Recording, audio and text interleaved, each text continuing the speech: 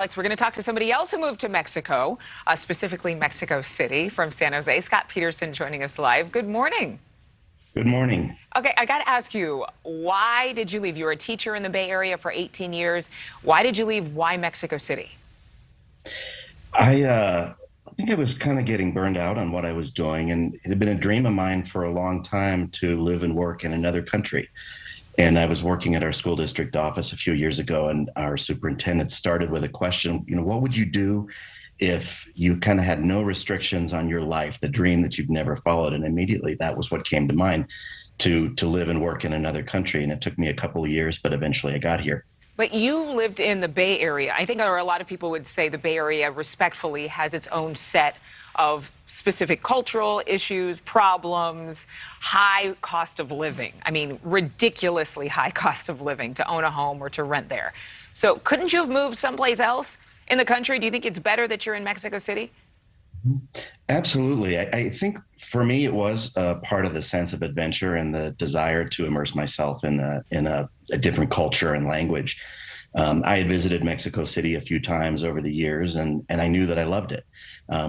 But I agree, my other option might have been to seek an adventure in San Francisco, in the heart of the city, or in a place like New York City. But the cost there also would have made me struggle to get by on my income.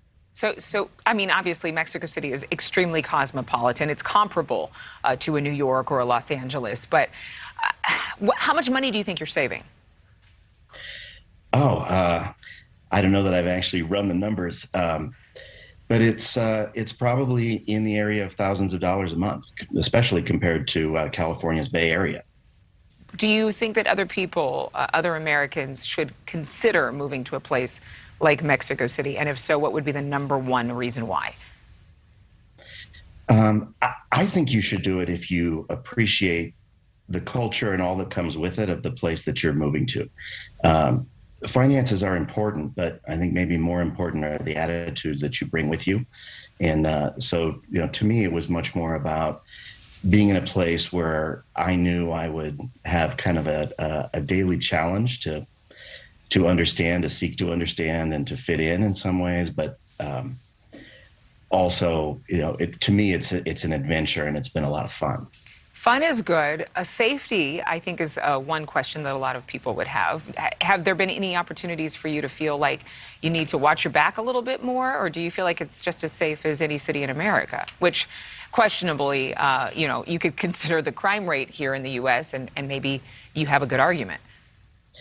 Yeah, that's a conversation around the dinner table here too, among foreigners who live here and my Mexican friends. But it's the number one question: is Mexico safe, or is Mexico City safe? And I think the way you frame the question answers it for me. I will also say I'm not a person who's motivated deeply by the idea of safety in any of the decisions I make. It's not my personal top motivator, but I have never felt unsafe in Mexico City, really, in any differently from any other big city in the world. All right. And you feel embraced? You feel welcome there? I do. I think one of the most important things is I had a pretty strong level of Spanish language before I moved here, and I've continued to work on it. It was one of the reasons I wanted to move here, was to work on my language skill. And so I've been able to cross a communication barrier that can be harder for some Americans living in the city. Right. All right. Well, Scott Peterson, rock on, and mucho gusto. Mucho gusto. A usted. Igual. Thank you for watching. Go to newsnationnow.com to find NewsNation on your television provider. And don't forget to click the red subscribe button below to get more of NewsNation's fact-driven, unbiased coverage.